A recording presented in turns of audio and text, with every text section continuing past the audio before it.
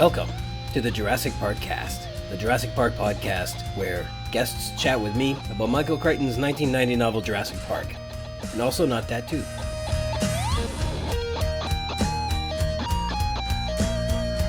My name's Ryan Rogers, and I'm a big dumb Jurassic Park fan. Welcome to episode 24, Control, recorded here just ahead of the Civic Holiday weekend on July 27th, 2022. Thanks for joining me today. A continued thank you to Christoph Oakes of Snail. Check out his incredible album on Spotify and Bandcamp. Today's intro is from the song Death of a Dream, and our outro is Sleepyhead. Well, this is another big, long chapter, but I'm too stubborn to chop this one into multiple episodes this time, so thank goodness it's also a really cool chapter full of lots of great dinosaur stuff, including a velociraptor attack. Corrections, last episode I said that Malcolm said that programmers like to leave a trapdoor for themselves in the code, a signature letting people know that, quote, Kilroy was here, but of course, Malcolm had nothing to do with it. I meant Crichton instead. Crichton put that in there, or maybe even Nedry, not Malcolm. Please forgive me for any confusion that may have caused, and also, we witlessly failed to find the proper title for the post-production team that puts the sound effects into a scene. And of course, it's not a gaffer, because it's, remember this, it's the Foley artist. Using an arsenal of props, Foley artists devise and record the everyday sounds heard in films, television shows, and video games. Noises like footsteps and swords being drawn from their sheaths, or the swishing of clothing as two people walk past each other. And metaphorically, at work, let's just say, no, I didn't count my chickens before they hatched, but, man, I was pretty sure there was going to be a couple of those chickens that hatched, and they did not. But it did wind up with a couple extra eggs I didn't expect to find, so I don't know what I'm saying here anymore. I guess it all comes out in the wash. Dinosaur news. Our dinosaur news today will center around ceratopsian fossils. The first is stuff about ceratopsian skin, and the other is about a ceratopsian battle wound. So here we go. The first paper is not yet published in Nature Portfolio, and it is under review, but it is called The Exquisitely Preserved Dinosaur Skin of Psittacosaurus and the Scaly Skin of Ceratopsian Dinosaurs. The Frankfurt specimen of Psittacosaurus, SMF, R4970, is endowed with one of the most complete coverings of squamous skin in any dinosaur, and is one of the few non-hadrosaurid ornithischians with integument covering a large portion of the body, according to the paper. Frankly, the Frankfurt specimen is a better name than the cloaca specimen, but if you were wondering, yes, this is the same specimen that yielded all that information on the amazing dinosaur cloaca, which is being stored and studied at the Senckenberg Natural History Museum in Frankfurt. Now, Psittacosaurus is a 6.5-foot parrot-faced animal from the Mongolian early Cretaceous, first described back in 1923 by the tyrannorific Henry Fairfield Osborn. Psittacosaurs are very well-known animals and are distinctly small-sized primitive bipedal forms of ceratopsians with tall parrot-like beaks. And though ceratopsians, these primitive forms, didn't feature horns or neck frill, these folks came before all of that started morphing out of their heads. It had rather long forelimbs with 4 fingers and feet with 4 functional toes, and they resembled other ornithopods in general body proportions. The specimen is, quote, remarkable for the exquisite preservation of squamous skin, meaning scaly skin in the language of academics, and other soft tissues that cover almost its entire body, says the abstract. Quote, newly detected details revealed under laser-stimulated fluorescence reveals the complexity of the squamous skin in Psittacosaurs, including several features and details of newly detected and previously described integumentary structures. The scales appear in variations in strongly regionalized areas on the animal, like, quote, truncated cone shapes on the shoulder, whereas other form a, quote, longitudinal row of quadrangular scales on the tail.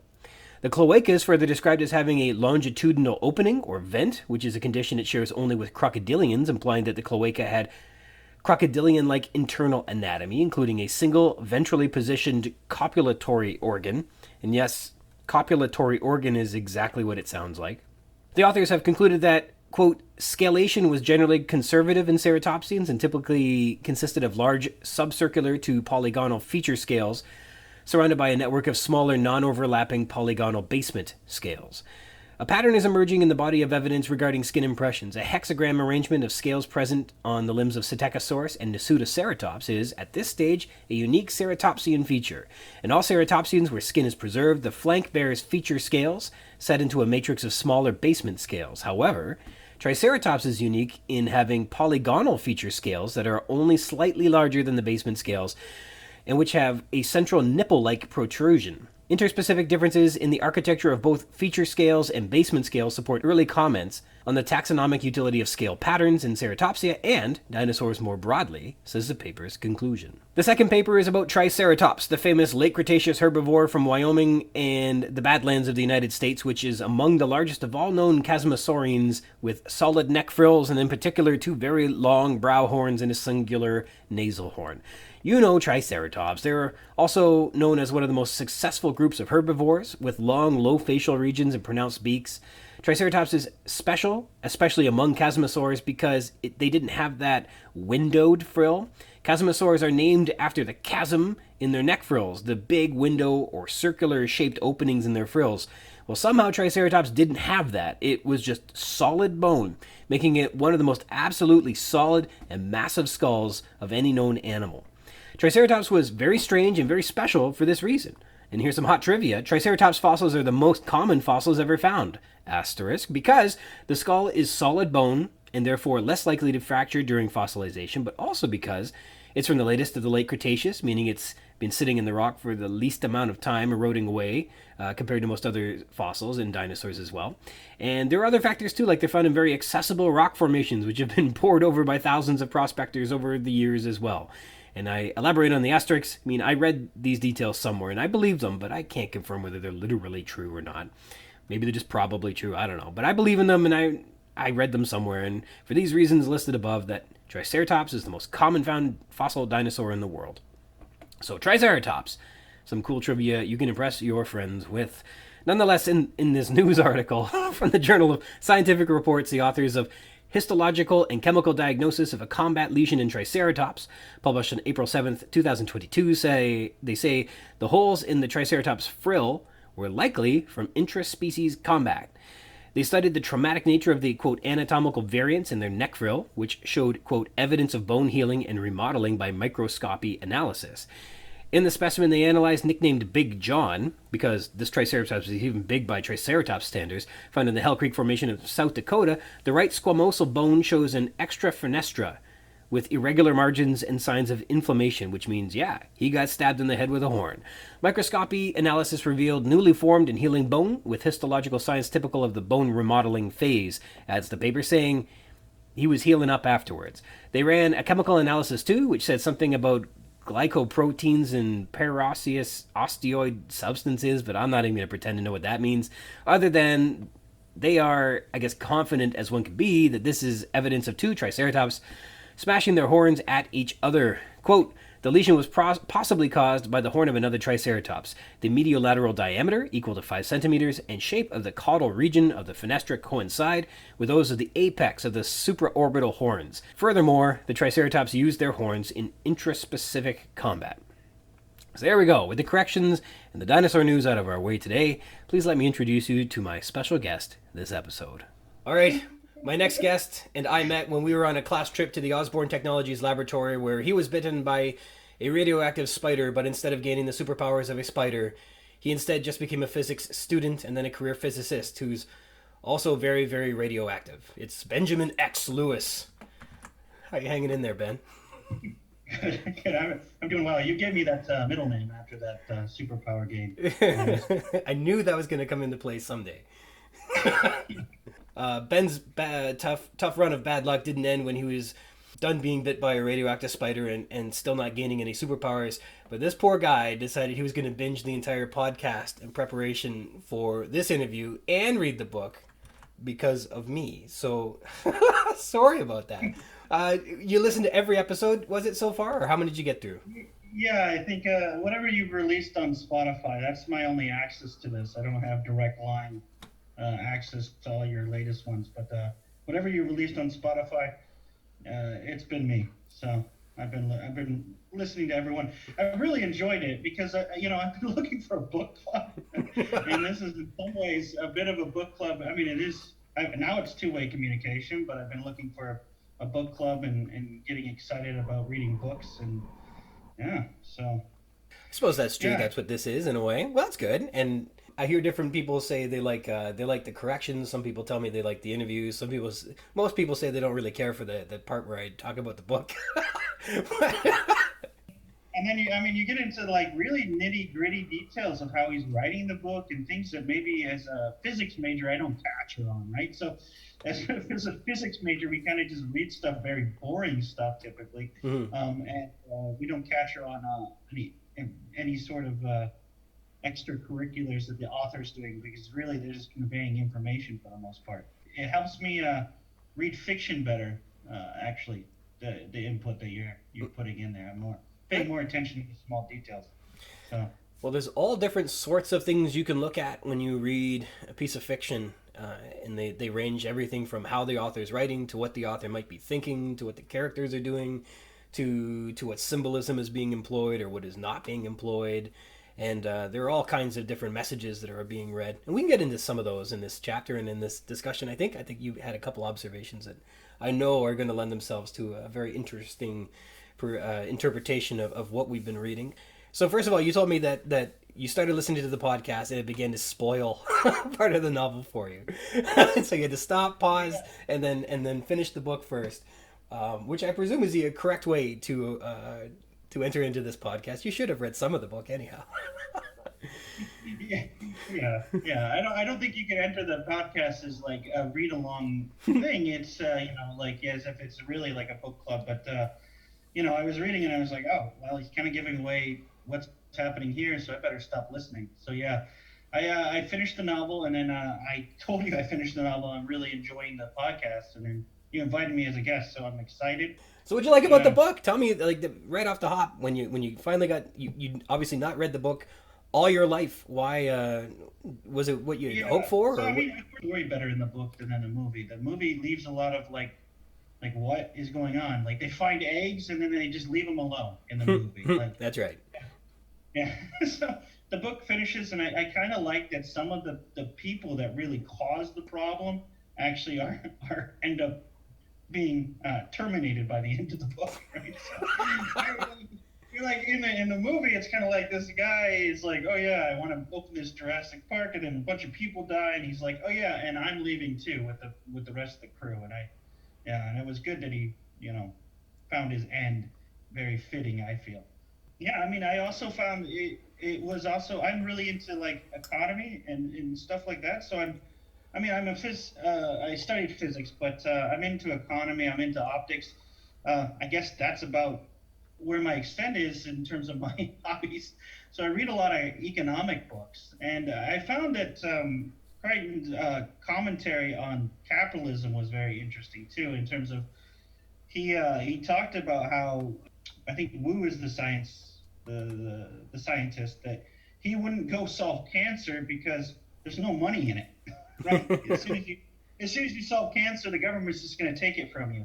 But they can't really just take your dinosaurs from you. And that's why he decided to go into this part of genetics and biology and with this company doing this work, is because basically he can be making money essentially. And that's why they built this instead of curing cancer in general, right? So it kind of says like, hey, capitalism doesn't really always serve the best interest of humanity. It sometimes serves very distorted interest of humanity. I mean, of course, I know you would love to have dinosaurs over curing cancer, maybe, but if you could do one, you'd think that you could do both, don't you? Yeah, but the problem is there's no money in curing cancer, so maybe it's a commentary more on how we structure the incentives of our our medical field. Maybe he's actually taking the opposite opinion, that we should let them make more money off of cancer treatments. But I have the opinion that he's kind of commentating that because of the way the system's set up, people aren't going to actually solve the problems because the government's just going to take it over if they actually do. Have you seen, there's a Michael Bay film called The Island. Have you seen this?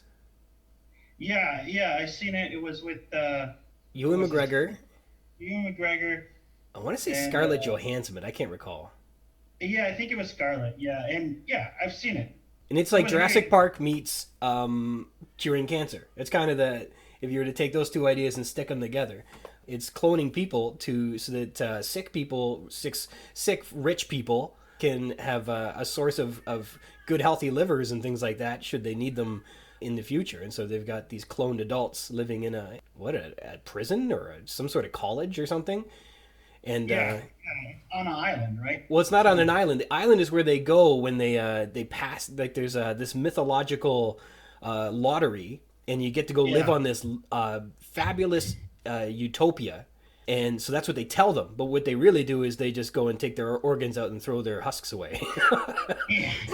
And which Yeah. Ewan Have you McGregor ever and seen Scarlett Jurassic Johansson, Park? yeah, they don't want that, so they escape. And then it turns into a Michael Bay film where everything blows up. Yeah, that was actually filmed in Detroit, I think. So it was a pretty interesting film. I enjoyed it. Hmm. And yeah, I guess that's Curing Cancer meets Jurassic Park. Sure, it There's is. more. Yeah, there's more demos like what is a soul and what is But these are the big thing is I think it takes people the people that bought the bodies didn't necessarily know that they're growing a whole clone and keeping them on site someplace, right? So That could be. That could be.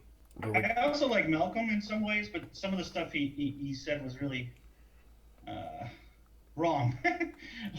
like his black body radiation comment Yeah. when he was talking about his suit. Black body radiation, as an optics guy, I can tell you it's your lights in your house are actually tuned to black body radiation.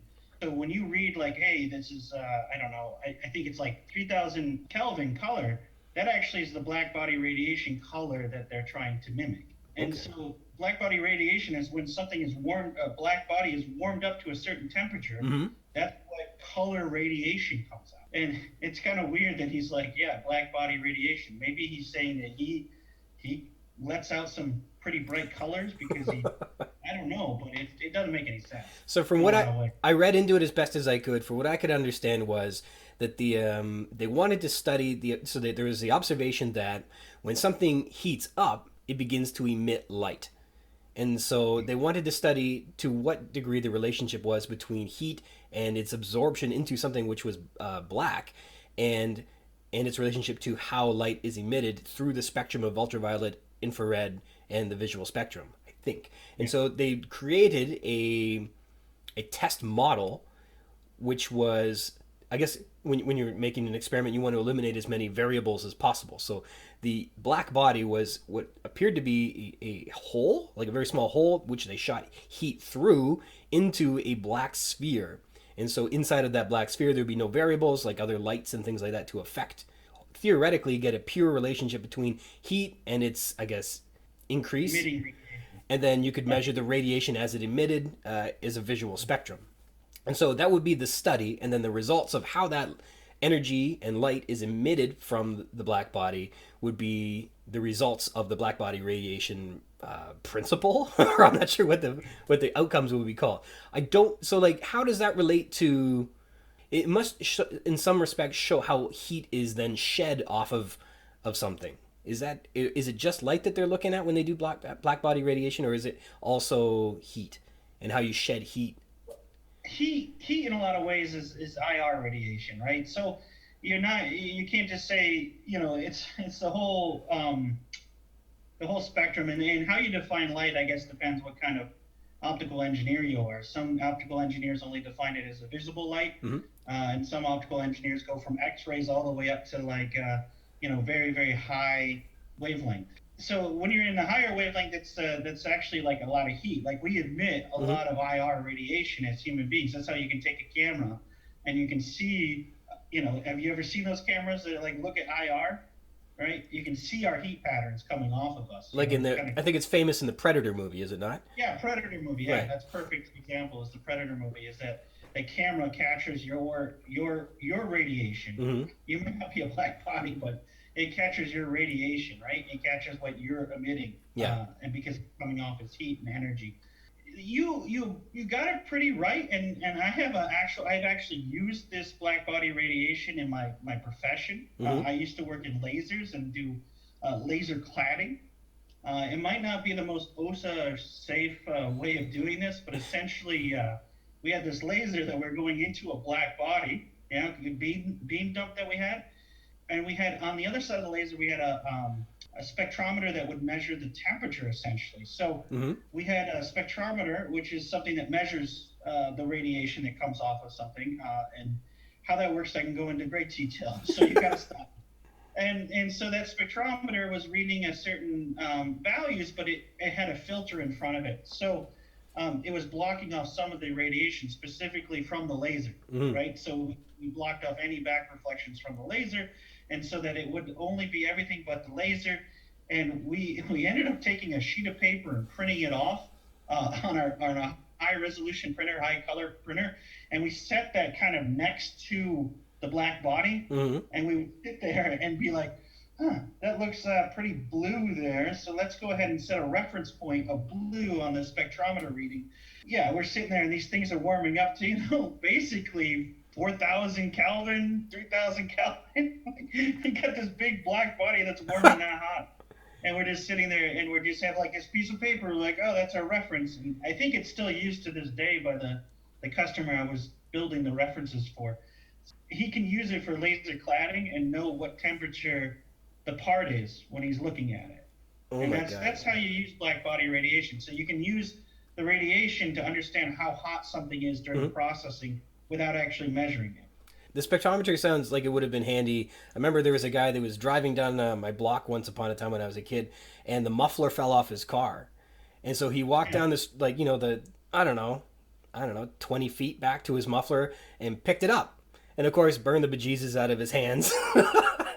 He could have used a little indication that maybe it was at 4,000 Kelvin and he should not touch that right now. Yeah, some sort of measurement device that measures the color of that's being emitted would have been useful. So that would be like I don't know if you see those handheld ones they use for like pipes and stuff. Those are typically, to see how hot pipes are. I've seen laser pointer thermometers, yeah. Is that what you mean? Yeah, those use the same principle of black body radiation also. Oh, yeah? They measure temperature of things by measuring what the spectrum coming off of it is. Really? So they measure the light spectrum coming off of something, and that tells them the temperature instead of... Oh, that's such a fascinating way to do it. And does it take less energy to do that than it would, or it take? Yeah, you can measure basically the IR that's coming off of it, and it's the detector is very simple. That's the big difference between like using the detector is very, very simple, and they can do that kind of stuff with it. I haven't taken one of those apart, but I know how we measure color, and I know that the principle is the same. So when we measure color, we simply just put some filters in front of a camera. That kind of we know what the filters are, and then we know what the radiation through is, and then we use the tri-stimulus curve, if you're really interested, to calculate back what color that is. And I'm a bit of a color science in my job. I'm the expert, I'll say, but it's a whole discipline in itself, color science. You want to make sure your products look the same on the shelf and stuff like that. There's a whole discipline to people and the colors that are used and all that stuff to make people buy, actually. He's back to capitalism. I've become very tri-stimulated by that. That's interesting. Yeah. Okay. Yeah. So like I said in the episode, the high school science behind wearing black clothes or wearing a white shirt was that black colors absorb heat, and therefore if you were to wear a black shirt in the sun, it would keep heat absorbed against your body. You would be hotter in a black shirt, whereas if you were in a white shirt, it would reflect more of the heat, and therefore in the sun, a white shirt would be a cooler thing to wear. That is like high school science, like not high school science, like schoolyard, like what you learn on the monkey bars. So it may not be real, but it seemed to stand up to our observations nonetheless. Would you, as somebody in a humid Texas airport, find yourself cooler because you were wearing all black? Absolutely not. I don't know. Okay. I think it's just maybe just a little bit like, hey, let me catch a key phrase from science and just apply it here, right? So, I mean, authors do that elsewhere too. It's pretty funny, and other podcasts do it and stuff. So they just take the key words and just let me apply that word there. I mean, you also find like people that when you're interviewing them for like openings in your company, when they drop key words and don't really know what they mean, you're kind of like, what the heck's wrong with this guy? So, so they like the buzzwords, right? So maybe Crichton just dropped a buzzword there. So who knows? And I've been in some work meetings where it just literally there's one buzzword and then the next person just nods and says the second buzzword. There's no sentence, no context. They're just agreeing over like they don't even know what they're saying. So I've seen these meetings. They're terrifying. And you just shrug and try not to say something really, really belligerent afterwards. I have trouble biting my tongue. I've been a long, hard life of just bite your tongue, man, and everything will be better. The whole world's better if you just shut up. And I don't do it. And that's been my cross to bear, I suppose. But so we've been able to dispel this idea that Malcolm was effectively employing the process of black body radiation. But he does say that wearing all black or just dark gray does match. And I think that's true. You can wear all... It's a good look. Yeah, I you know what? I run into mathematicians sometimes. They end up being in the fields that I work in. And I guess all black would be very characteristic of mathematicians. I mean, they're just kind of unique people in themselves. I mean, even being a physics grad, I'm already a little bit quirky, but math just takes it to the next level, right? So. Whereas pure theory, things don't even matter once you get into math. It's yeah. I've run into a couple, and they're nice people. They're very quirky, quirky people. So it does make sense that he's just like, hey, I don't want to think about what I wear, so I just grab the same stuff all the time. Mm-hmm.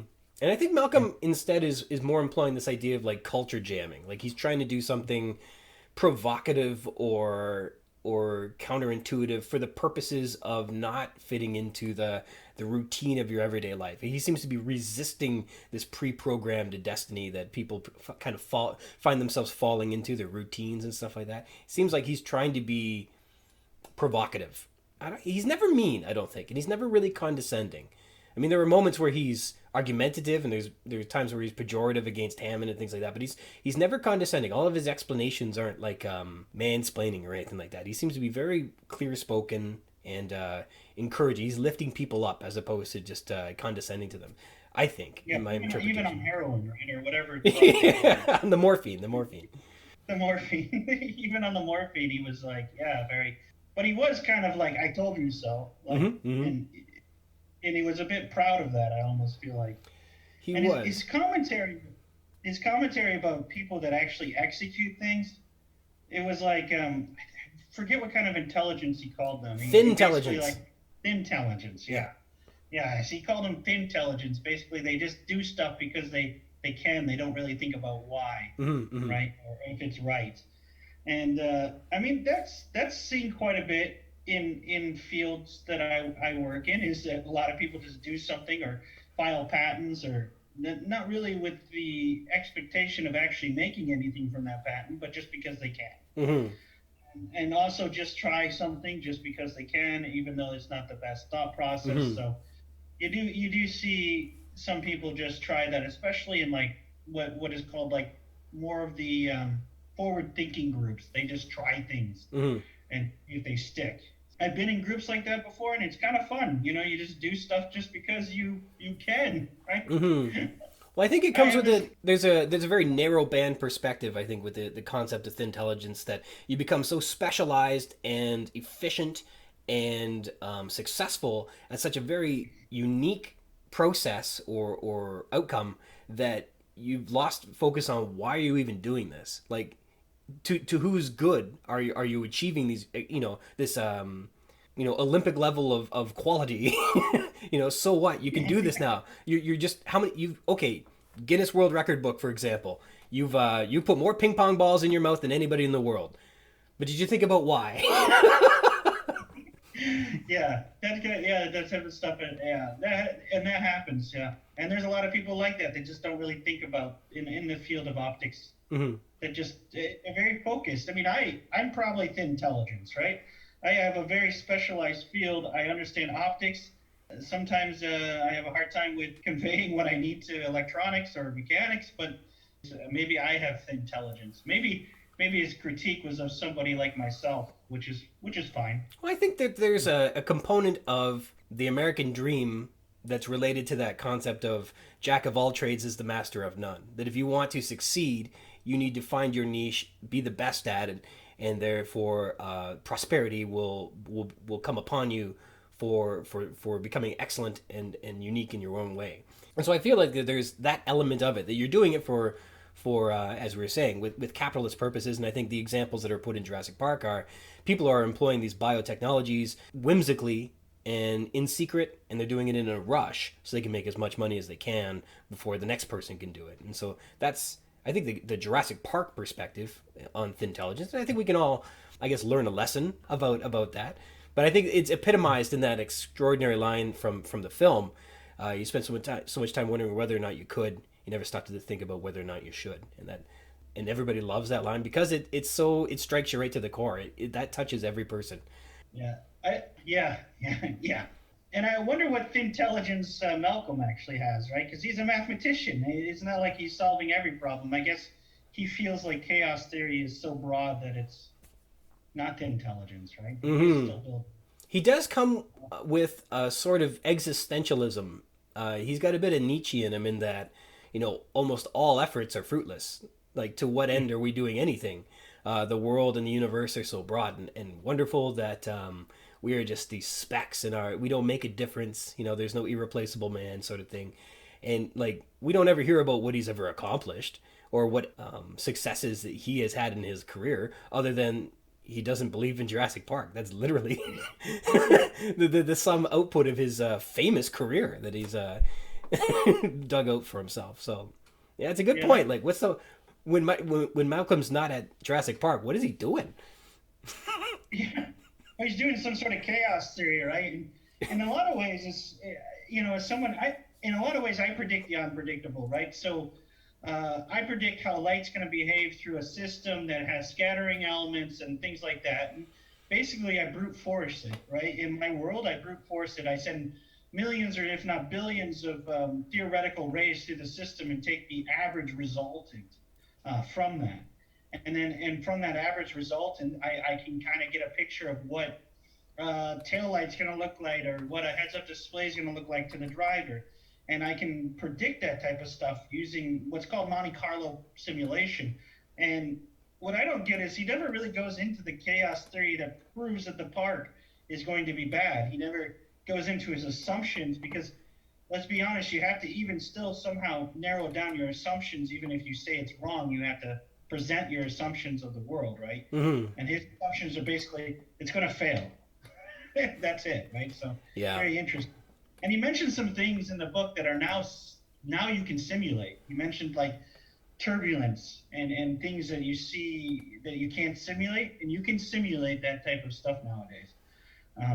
And you can predict with a certainty of what it's going to behave like, especially like airplanes and optics, for instance, and how it's going to behave. And computer power has really kind of taken the chaos theory and kind of applied it because he believes that there is like a underlying mathematical to the world, and yeah, there is, right? So especially like my field using Monte Carlo, it's we do simulate the world that is on. If you only ran it once, the simulation, you would get a really weird result, right? So you run it millions of times. When Crichton wrote the introduction on how biotechnology was changing the world, but those who were changing the world with biotech were doing it in secret and in haste with trivial pursuits, all for the singular purposes of great profits, that was a recipe for disaster. He was kind of saying, this isn't going to work. That was him kind of building a world that he puts in place to serve as the architecture upon which Jurassic Park could be a real place. Because in reality, Jurassic Park doesn't stand up. Like, it just wouldn't happen, right? But almost 30 years later, how does that, from your perspective on technology in as a career and things like that, do you see that this continues to be a thing, or is there more regulation that keeps people, like, slows people down, or do you find a lot of red tape in your work, or how does it go? Yeah, I mean, my job is only red tape, so, right? So it's essentially I have to make sure that the things I design meet federal regulations or customer regulations. Mm-hmm.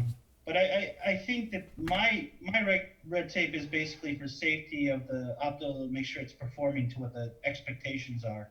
And so that, when you look at one tail light versus another tail light, for instance, and I've designed tail lights, you can kind of know that the person is stopping, right? Mm-hmm. You can know when he's turning, and those regulations are there. I don't think that it hinders innovation so much. but there definitely is like a regulations will hinder innovation.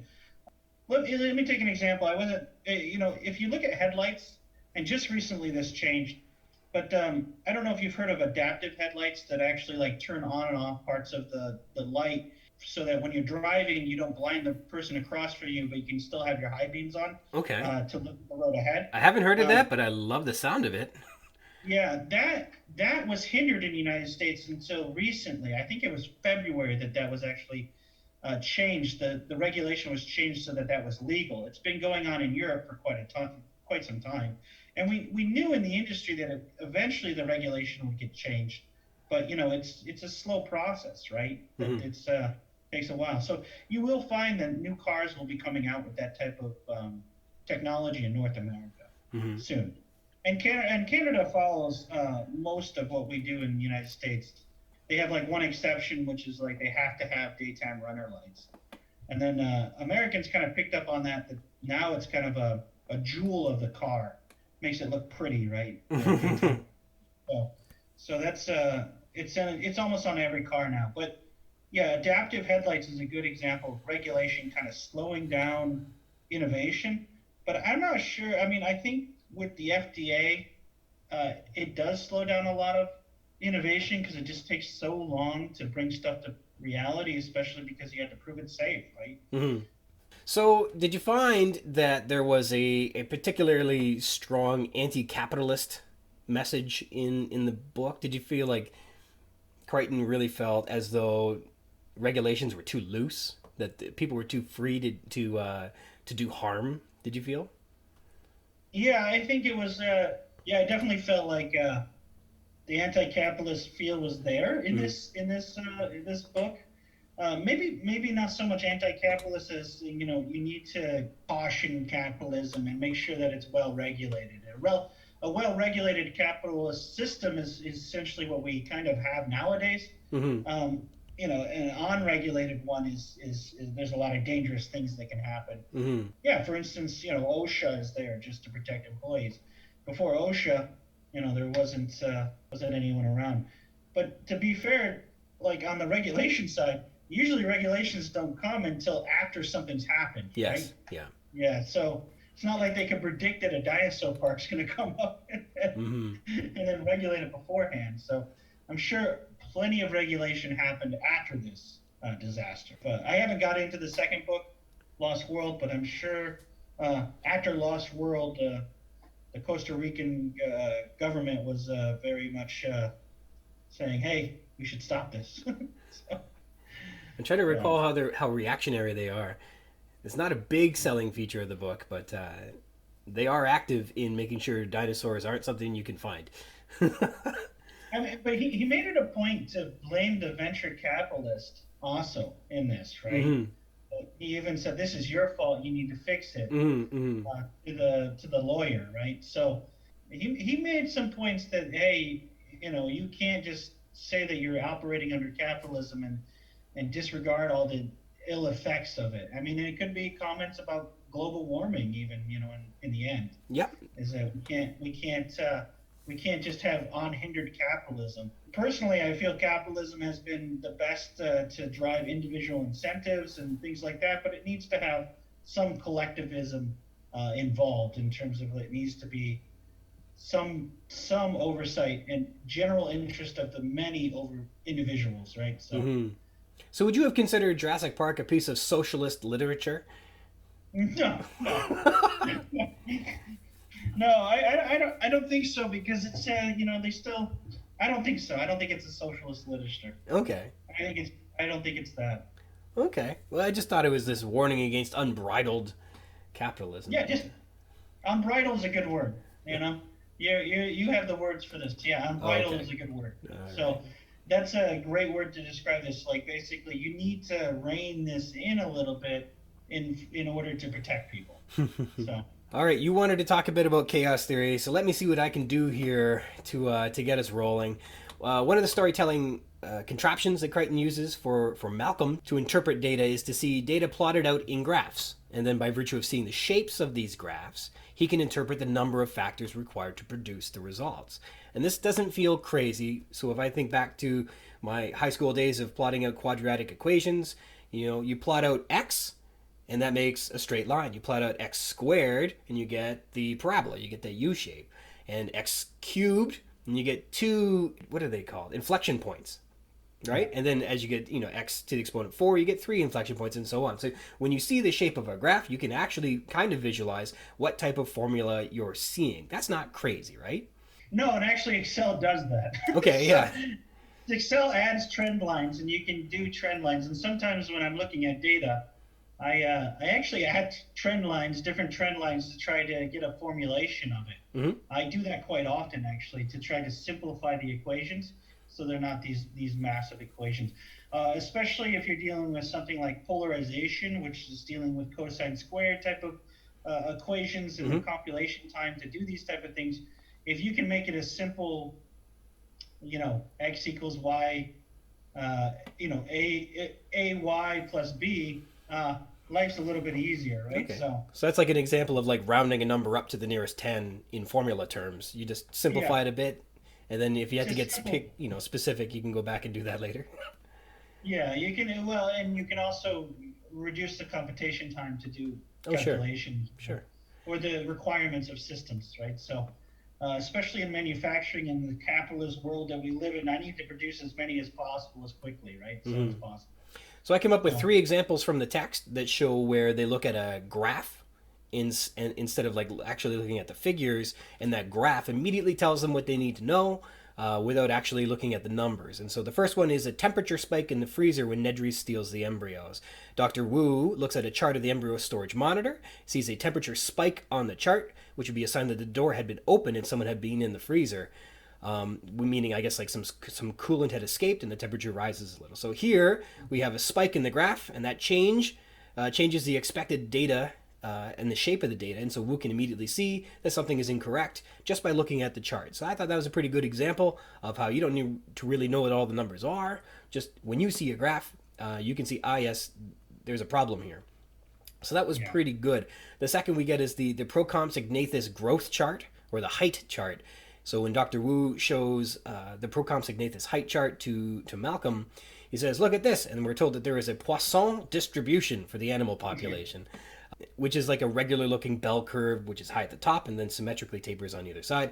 To Malcolm, who has learned that the copies were bred in 3 batches, seeing this normative distribution curve means that Jurassic Park's controls aren't measuring all the correct data. Malcolm can see by the shape of the graph that there are unknown variables affecting the compy's height distribution results. And this is because the population created in 3 distinct tiers shouldn't appear normal because it wasn't created normally.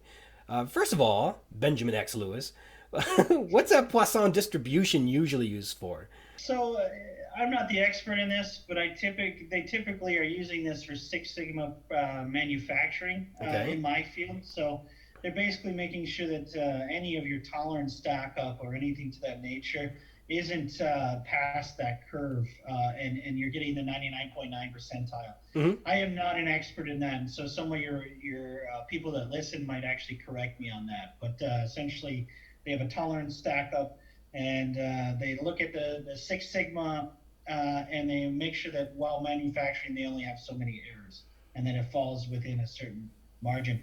That's typically what my field will use it for. Mm-hmm. It is telling that he was able to see, just from that data. I remember that he was like, why is this standard deviation? Is it a percent? All right, and why is it basically a bell curve? Why isn't 3 distinct bell curves that you could see? And that was, and I think he realized that basically it's not calculating correctly, and that's when he wondered why. Was it the computer model or something like that? You could look at the data and see the computer model that wasn't capturing everything it was supposed to, right? So, mm-hmm.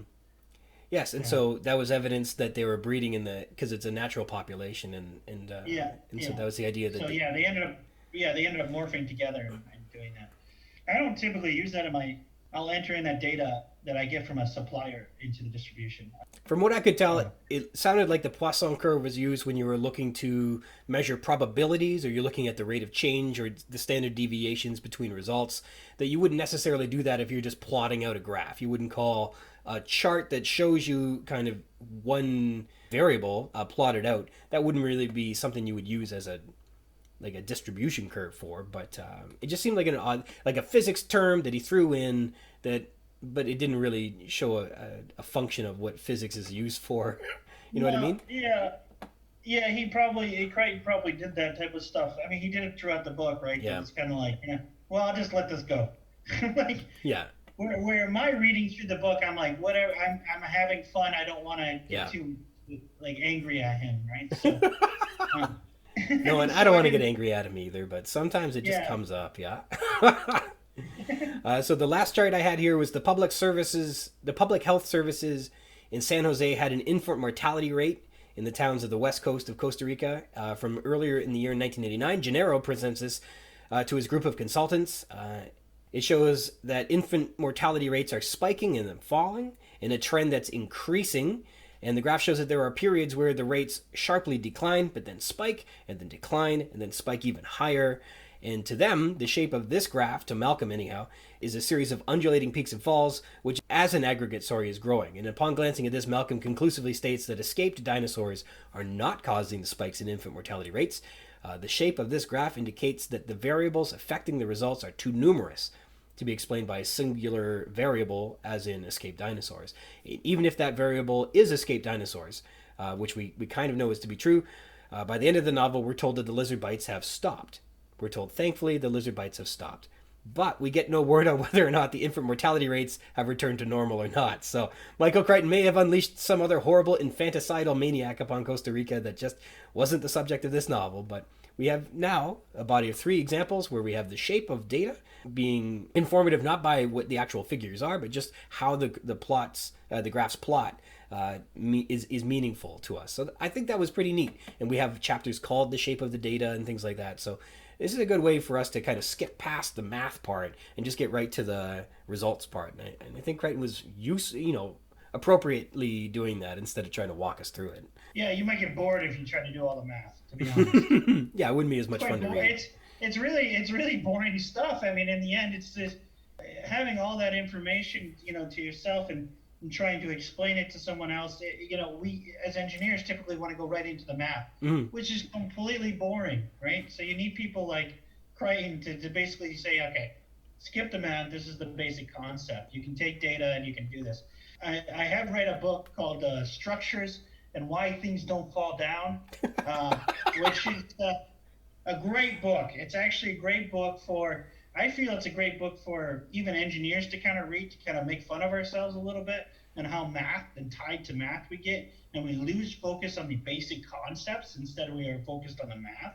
And for someone who doesn't want to focus on the math, it really kind of explains why things don't fall down. And so I really like the book a lot. So it was a really good. I mean, if you're looking for books to do your next podcast on, that sounds like a great one. But I know you're a bit more of a dinosaur guy, so. Well, I would like to employ more not falling down in my life as well. So that would be maybe I will read that book. Yeah, it's a pretty good book. I enjoyed it. So I read a lot of different books. I try to switch between fiction and nonfiction lately. Cool. Going between things to try to expand my horizons from being just this engineer/physicist and really kind of understand other people's value. Because as engineers, we typically think we're the only people important. Fictions and things like that have really kind of balanced out my life and made me respect a lot of more disciplines, right? So. Sure, I believe you. I should do more math for the very same reason. No, don't do more math. I don't need that. I don't need to be well-rounded with more math. So yeah, I guess I mean, if you're looking at math like the way you just looked at it, that was quite fun, right? Mm-hmm. The way you looked at the curves and you found those 3 examples in the book, that's kind of fun math. Or if you can make math kind of do fun things, but don't get into the math of like why, and looking at the math of thing. It's not as fun as I think. It's not for everyone. Let me put it that Well, way. speaking of not as much fun math, so we've looked at a couple graphs and charts here and data that have been plotted out, and the image that we get after those plot points, I guess, have been put into it. One of the shapes that we have not talked about yet that's in the book, the fractal curve, Ben. Oh no, the fractal curve is in chaos theory. Yeah, that's right. Yeah, so that's a really weird curve. When Malcolm plots out his data and the results that he gets isn't a parabola and it's not a straight line and it's not a these different oscillating systems or curves, he instead gets a fractal. What does this shape mean when you go to look at the shape of the data and discover, we have a fractal instead? I don't typically deal with fractals. Thank goodness, right? I think that's actually more of an economics problem, right? Because Okay. economics is like kind of this math that's off into this like a lot of theoretical. You don't really know how to look at the data. There's so many variables involved in economics. When I'm doing my math, it's a lot more simplistic in terms of like we know our variables, we know our assumptions, and we know these assumptions and variables for many years of messing up previously or whatever, right? Mm-hmm. We change our assumptions to account for that. And I don't know, these curves like this must be something like people trying to analyze a political or a policy, and they're like, whoa, what's happening here? And there's so many factors, and you have no idea what's happening. Mm-hmm. So I feel like that type of math, and maybe chaos theory in general, is really quite applied to economics much more than it is to optics. Mm-hmm. Optics is kind of a discipline that's been around for a long time. We've been looking at things as humans for a long time. So Mm-hmm. yeah, so we've been using optics a very long time, and so I feel like in my field we don't see as much of that, but chaos theory really applies well to economics. I feel, and economic structures and policies and how they affect things, everything to that nature. Mm-hmm. Well, I think he mentions that they were using it to predict weather, rioting, and something like seizures or something like that. Those are the three things that they were looking at. First off, I guess Yeah. we should give Michael Crichton some credit that he says that in his acknowledgments that he had the real life American physicist Heinz Pagels provoke Dr. Ian Malcolm. Is Heinz Pagels a name that comes up when one earns a degree in physics? No, Or no. Pagels? I'm not sure how you pronounce it. Well, I'm sure it would be I, German. I only have a bachelor's, right? Maybe if I got into a specific field, maybe he would have came up. But in the bachelor's field, you kind of just learn the guys who have been dead for a century or Mm-hmm. two. Like Maxwell's equations, and you use a lot of quantum mechanics and stuff like that. So I don't know this individual that well. Well, in some But ways, he, Crichton did Pagels kind of a disservice by making Ian Malcolm like an arrogant rogue with the deplorable yeah, qualities like excessive personality, because it sounds like Pagels was like a physics hero, and one of his greatest gifts above being a genius level physicist was his ability to explain complex topics in easy to understand terms, avoiding both oversimplification and needless technicalities, according to Wikipedia. And and this is the best quality Crichton breathes into Malcolm, and so I have to believe that he's lifted very heavily from Pagels' writing on chaos theory to illustrate the subject for the average genre fiction reader. So when we're hearing about pool balls bouncing around the billiards table and things like that, I think that these must be analogies that he was probably lifting right off of Pagels. But chaos theory otherwise is, I think the word is impenetrable.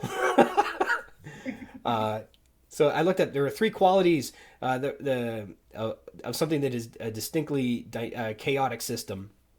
And for it to be a chaotic system, it needs to be one that the dynamic system is sensitive to initial conditions. And I think this is the premise upon which that he builds most of chaos theory in this. We get the initial conditions and the too many variables as being very important this whole time. That there is incalculably chaotic. You can't. There's too much involved to know how the results will turn out. How do you I understand? would disagree with that in terms of like what I was discussing earlier. I think that with computing power and probability establishments of certain things, we can now predict the unpredictable Mm-hmm. that we couldn't predict. And I think, for instance, billiard tables moving around I guarantee there's a simulator out there that can simulate billiard correctly. I mean, it's the fact that you can play a video game that does billiard tables relatively accurately. Yeah. is kind of credited that we can uh, do a lot of this stuff. I mean, it has been 30 years, and computer power has really taken off in these last 30 years, right? Mm-hmm.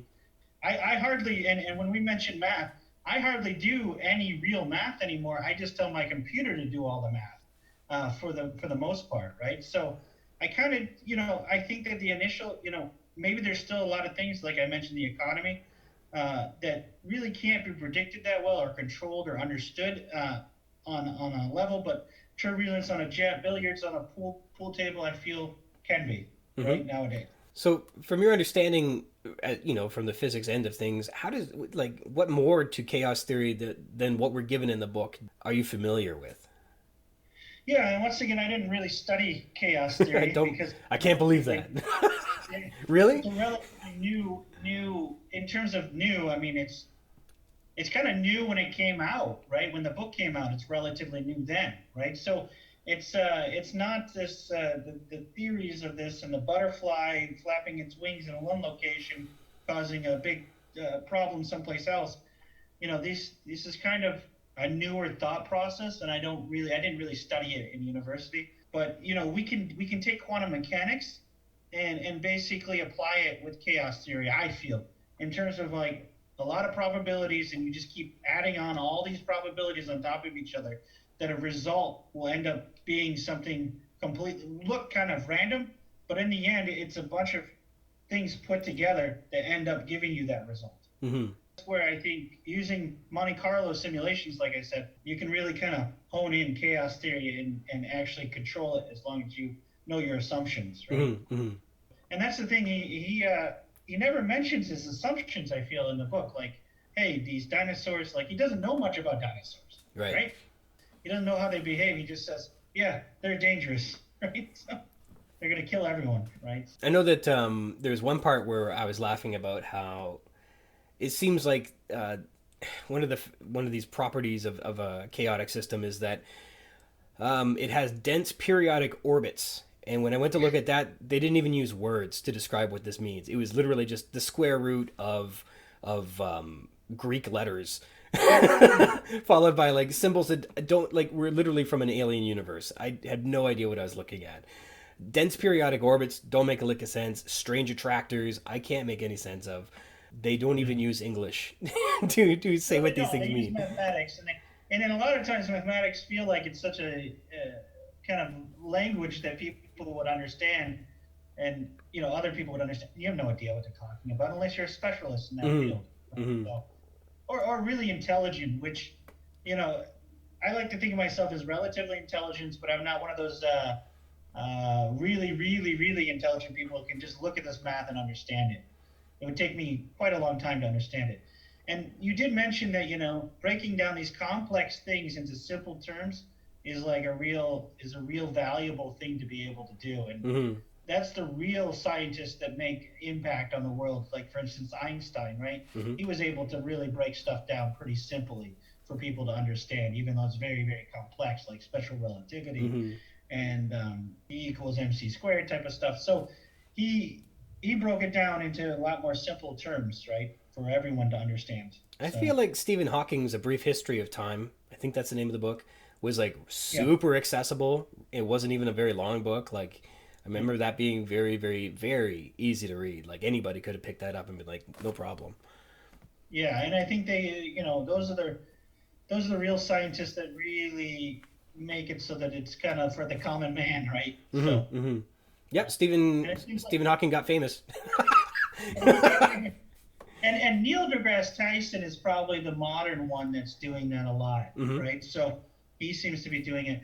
Although I feel like he just really likes to hear himself talk, but he seems to be the modern physicist that is kind of like what a Malcolm would be in the real world, right? Where he tries to explain things. Why would they? Why would the Jurassic Park pick like this like popular mathematician that always loves to talk? Mm-hmm. It sounded like Like chaos someone, theory was a new fad, and that Hammond was, I guess, attracted to that. Like he wanted to be trendy, and so he asked for Malcolm's opinion, and then when his opinion came back, oh yeah, don't do this. This is a catastrophe waiting to happen. that he's like, whoa, well, I guess we don't want to listen to that. It bears the question, why on earth did they invite Malcolm if they already had his opinion written? Why was he even there? But I mean, he was very interesting. Like, he was wonderful as a character. His diatribes were terrific, and they really contextualized what was going on. I thought he is a great character, and so I'm not sad that he was there. Why he's there doesn't make a tremendous amount of difference. But that was fine. Yeah, I guess why he's there, it doesn't really matter. You have to try to get him there, and they just said, hey, yeah, we bring him here, right? So one of the things that John Arnold says about why they disregarded the Malcolm's chaos theory report was that chaos theory is just a theory. It's a model about real things, but it's still just modeling. It's not actual. It's not real. It's not literally practical. And so he had described, as he had worked on, like, I think missile systems in his previous career, he mentioned something about resonant yaw, that there was a wiggle that real things do. And that means that it's a real thing in the real world, reacting to actual real life stuff. And so you would expect there to be variability in the trajectory of something. It means that it's not being done in a test. It's not being done in a vacuum. It's being performed in real life. And so we expect there to be unpredictability. And so the lesson is, be prepared to be adaptable. That is the whole point of, I think, risk management and stuff like that today is you're never going to prevent you're not going to think of or prevent everything. You need to be adaptable, and you need to think on your feet. You need to have systems in place that you can make new decisions as a reaction, as opposed to being preventative necessarily. And so I think John Arnold had this interesting perspective that this resonant yaw was something that he said was a good thing. You needed to have these reactions because it shows that it's I don't know. Nonetheless, he did say, well, we just disregarded his report. We disagreed with it. We disregarded it. Yeah, exactly. We disagreed with it. Yeah, it basically said, hey, yeah, there is going to be problems, but we'll face them as we come, right? So it's kind of a shoot by your hip type of approach toward the problems, right? Mm-hmm. Shoot from the hip, not shoot by the hip. And I think it's kind of weird that, typically theory is like this, like people typically apply like theory as if it's not fact. And in science, theory kind of is fact, right? You have like the theory of evolution, you have like the heat transfers. I mean, you do get into some laws of like thermodynamics that are laws that are, but usually theories are basically not proven wrong hypotheses, right? So, right. Yeah, so they're kind of, hey, we haven't proved this wrong yet, but it seems like it could definitely be right. We still can't prove it right. Mm-hmm. So. Yeah, that's right. You can extrapolate and plan upon these theories, and you're likely going to be fine, believing that these are the truth. And also, one thing I did enjoy as a kind of an underling, like as somebody who's not in management, in terms of like Hammond at the end was like thinking about all the wrong people in the wrong places. And if I retry it, I can do it better next time. And then he meets his demise, and then just kind of. That made me feel good as one of these people that was not in management. Like, all right, yeah, you can just replace me, huh? And then you fall down. Right? Yeah. So, it was like at the end of Alien, instead of like killing the alien in a vat of plasma or whatever, sticking 3 more eggs down your throat and say, "Oh, I'm just gonna make a bunch more later." Yeah. Oh my goodness. Yeah, it was pretty nice. It was like a nice little. The person who was in charge of it all that blames everyone for it and ends up meeting his demise. There's some poetic justice to it that the architect of all of this villainy got his comeuppance. I think there's something nice about that. And they had a chance to make him like, boy, I see the error of my ways now, but they didn't. They said, nope, I'm gonna go bigger, I'm gonna go longer, I'm gonna go harder. Exactly. And then I thought that was awesome. I thought that was. I kind of expected him to be like in the movie where he kind of like, oh, I made a mistake. I agree with you that the park shouldn't be open. But basically it was a little bit of the opposite. Like, everyone else around me messed up. I need to go bigger, better, and faster, right? So, Yeah, the movie is a little different. He's like, I'm going to make this great park. And then they're like, I don't think you should. Then he watches a Tyrannosaurus and Velociraptor kill a bunch of people. And he goes, but I see your point of view. And they hop on a Jeep and they get out. That was about it. Yeah. Well, we're just about out of time here. Let me know, has Was it worthwhile reading the book? Did you have fun doing it? Yeah, absolutely. Yeah, like I said, I'm not really a big dumb dinosaur fan, and really the book isn't necessarily about dinosaurs. No? I'm more of a big dumb Ryan Rogers fan, right? So, Well, I got the podcast for you then. really, and the podcast has been great. Cool. It's been really nice, and I do enjoy the reading, how you critique the literature in a very detailed way. I enjoy those sections. Mm-hmm. And your guests have been very intelligent people that are very influential in their fields, which has been quite interesting in terms of like how much how many doctorates that have written several books and articles you get on this podcast. Mm-hmm. So about dinosaurs, right? So well, it's been handy because the last time I was influential in a field, I was out in a field and I said, "Hey, let's get out of this field," and people did. That was it. So.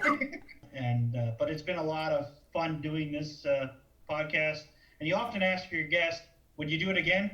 Absolutely, I'll do it again. And if it's this book or another book, I'll be on it. I'll be on it again for you. But you're doing great. This podcast. Well, thank you very much. Thanks for being on here. I will find another subject that you will be fascinated to talk about, and we'll get you back on here for sure. All right, thank you very, very much to my good pal Ben Lewis for joining us today. Thanks, Ben. This week's text is Control. One of the first chapters named Control, spanning from pages 111 to 120. As a synopsis, Malcolm questions Wu on one of Gennaro's big questions, whether the Procompsognathus remains Grant and Ellie identified as is an escaped animal from Jurassic Park or not. Malcolm is told that the compies were released in a series of batches, and that they are dependent upon lysine, which is provided to them by Jurassic Park in tablet form, without which the animals will fall into a coma and die within 12 hours. The control room is busy helping that boat dock, so while the tour waits, they go visit the velociraptor holding pen, where the raptors attack the fence, further intriguing Malcolm's suspicions. Characters.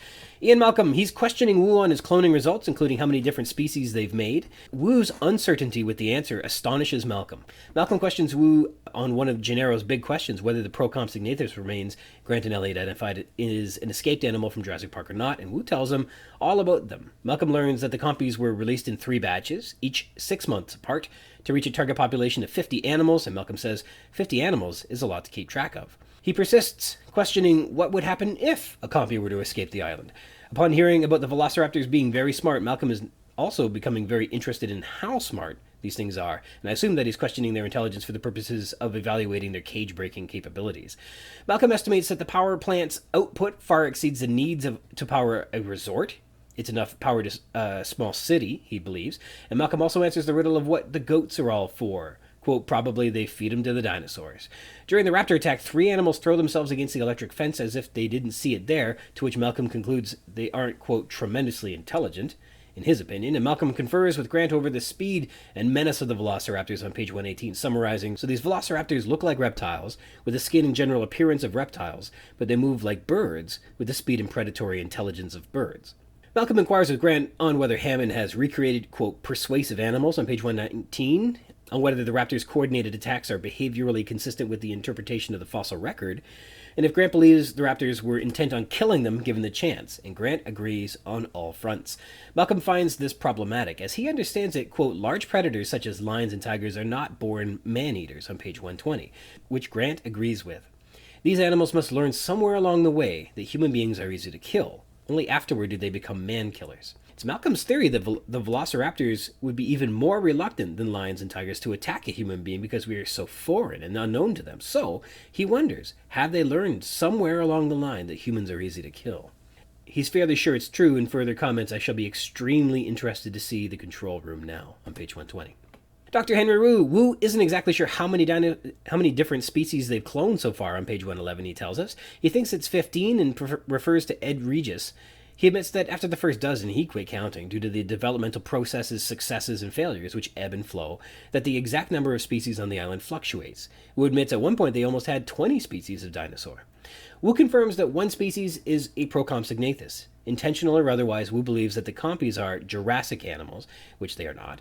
I think we all, as readers, etc., misinterpret the compies as Compsognathus rather than Procompsognathus because it's continuously described as a compy, sounding way too much like Compsognathus rather than something like saying like Procomp or Proco. Wu reveals that the maintenance folks at the park found dealing with the apatosaur poop problematic, as if this were a surprise when they began having the large herbivores. So they bred compies to manage the problem, and intentionally bred lots of them. In a similar vein, they chose not to breed the largest of sauropods, and Wu reveals that the control room is designed to track the animals, even though there are a lot of them. Wu is aware of the animals that was found biting a girl in Costa Rica and cannot explain that phenomenon, but he's certain it's not a Jurassic Park animal. It can't be from their park because a missing animal would be noticed within a few minutes, and second, the lysine contingency would kill them. Now, later on page 272, Gennaro and Muldoon will enter the park and find a predated juvenile hadrosaur corpse after the stampede. On the sole of its right foot is a tattooed number HD09, which would be the animal's serial number. The compy would have had one of these too, unless it was bred in the wild unbeknownst to the park, which is a possibility, but Wu makes no mention of this, which he probably should have. He should have said, if this were a Jurassic Park's animal, there would be a Jurassic Park serial number on its foot, and then they would look and see whether it was there or not, and then they would know specifically which animal it should have been. If it were had a number, he could therefore wash his hands clean of the situation and say, it's not mine, there is no serial number. But he doesn't do that. Instead, he gets a bit testy with Malcolm. He's not enjoying being tested on his every decision, although that's exactly what the consultants are here to do, and his duty is to answer every trivial little question to the inspector's satisfaction. So I guess Wu didn't fully understand what was going on here during the safety inspection. But he does get testy with him. He goes, look, we're not fools. We understand these are prehistoric animals. They are part of a vanished ecology, a complex web of life that became extinct millions of years ago. They might have no predators in the contemporary world, no checks on their growth. We don't want them to survive in the wild. So I've made them lysine dependent. I inserted a gene that makes a single faulty enzyme in protein metabolism. As a result, the animals cannot manufacture the amino acid lysine.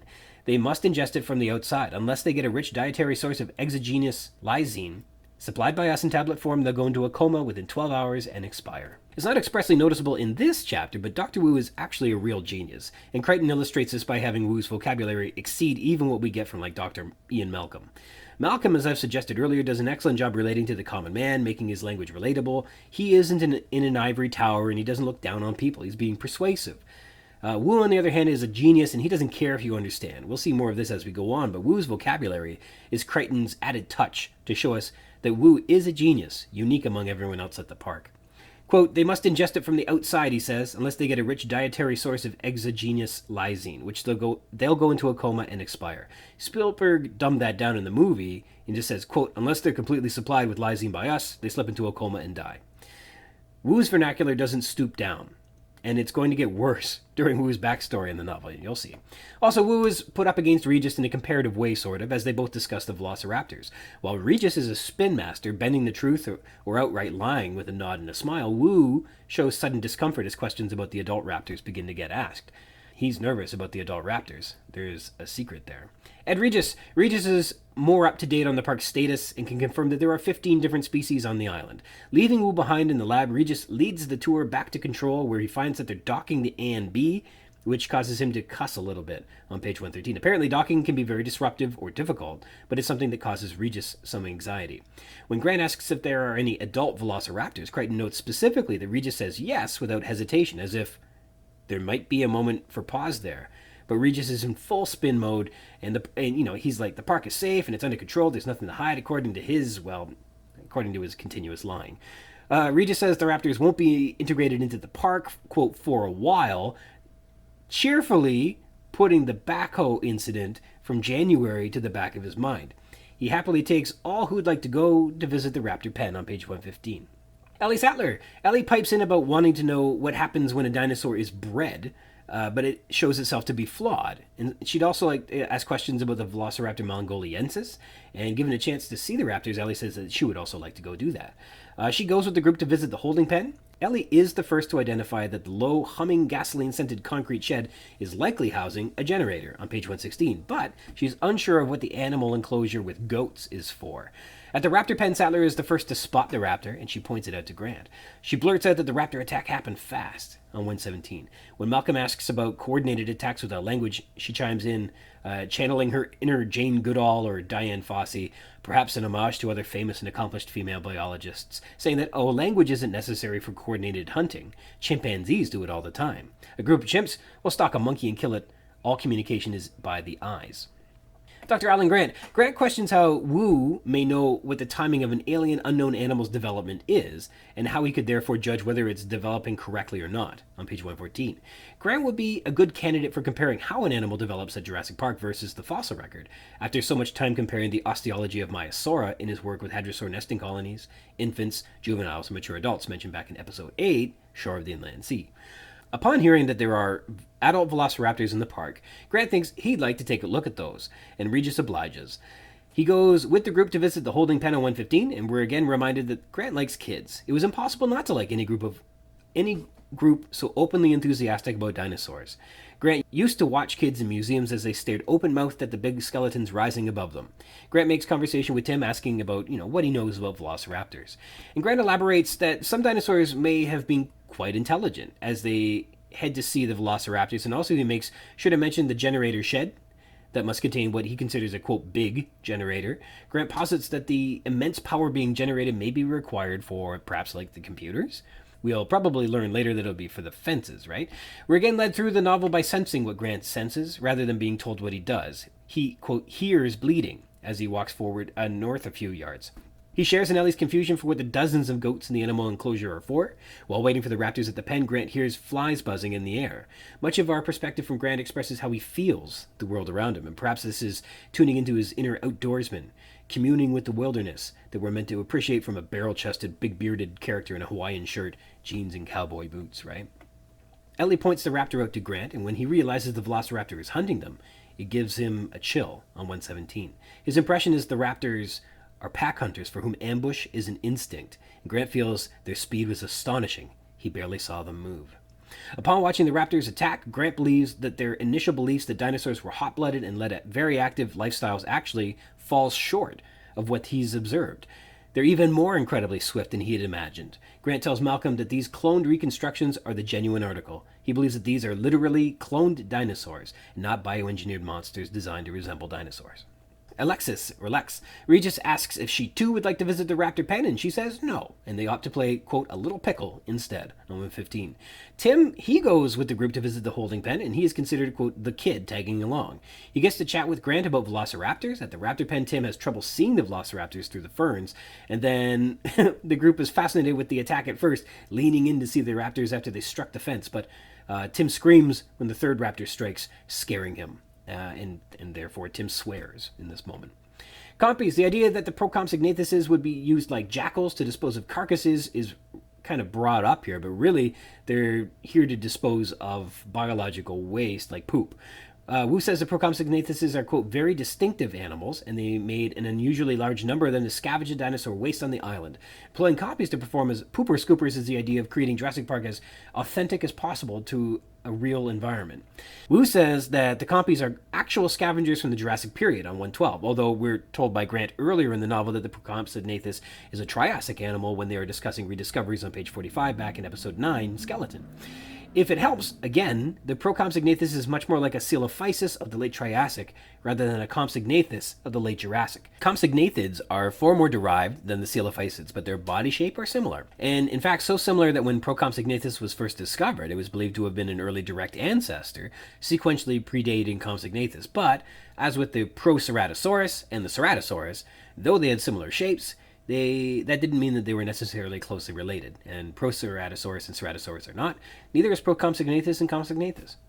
Wu concedes he often wonders about what these animals would truly be like if they weren't clones, but actual dinosaurs from the past. He hopes Grant and paleontologists like Grant will compare Jurassic Park's animals against the fossil record and see what similarities and differences there are. Apatosaurs. Apparently, apatosaur excretions do not decompose readily, we're told. And then we get into velociraptors. The animal is a species of Mongoliensis because it's extracted from amber that was collected in Mongolia, so it's presumed that this raptor is Mongoliensis, whereas the raptor known from Montana, where Grant was digging, is an Antiropus. We learn they've bred 8 raptors, they're all adults, and the females are the real hunters, according to Regis. They won't be on the tour, according to Wu. They're kept in a holding pen on page 114. Tim says the velociraptor is known to be a small carnivore that hunted in packs like Deinonychus on page 115, and Grant agrees, adding that Deinonychus is now considered a velociraptor. This is not true, but through the exertion of Crichton's artistic license, it becomes true in the universe of this novel. Evidence of pack hunting is said to be circumstantial, but they're said to be very smart and large-brained, more intelligent than most dinosaurs. At the raptor pen, before the raptors are visible, they can be heard snorting in the dense ferns. Their feet can be heard crunching on the ground, and there is a long silence. The velociraptor behavior while hunting is motionless. Grant sees that the velociraptors have large dark eyes, which watch coldly, with skulls that are 2 feet long with a pointed snout, a long row of teeth running back to the hole of the auditory meatus, which they say instead of ear, and it reminds him of a large lizard or crocodile. The skin is leathery with a pebbled texture and the same coloration as the infant, yellow-brown with darker reddish markings, like the stripes of a tiger.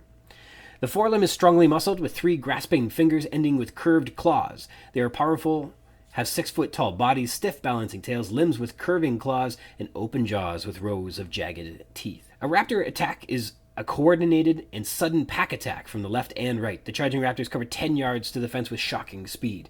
They can leap bodily off the ground and strike with what are described as big dagger claws on their hind legs. The twin bursts of hot sparks and further distinction of a third animal suggests that only 3 raptors strike at them during the encounter.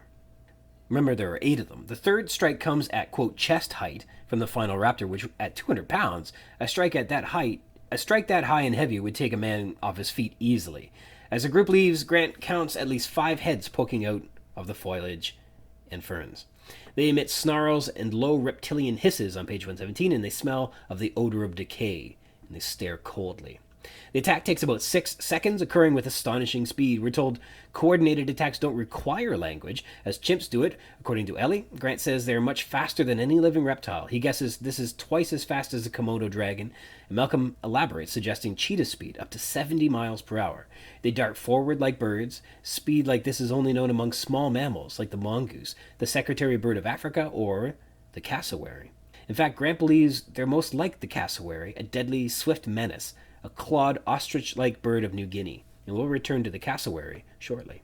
These velociraptors look like reptiles with the skin and general appearance of reptiles, but they move like birds with the speed and predatory intelligence of birds, concludes Malcolm.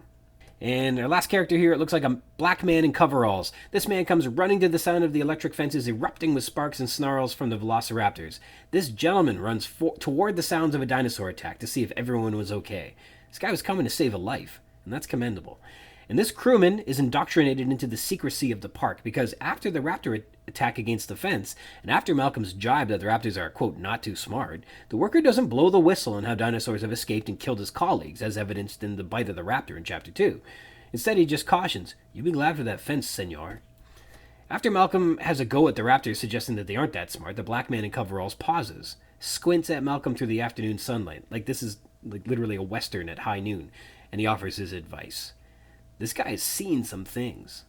It is possible that this guy is one of the 2 black crewmen who medevaced the sick worker in Chapter 2. There's not a lot of specific connectivity there, but, other than him being black, but this is a knowing pause before he responds to Malcolm, and it suggests that he's acutely aware of what these raptors can do. And then he turned away, as if that's all I have to say about that. So chalk this one up to one of the side characters we need a spin-off for. Come on, Universal. Disney Plus would do it. Localities.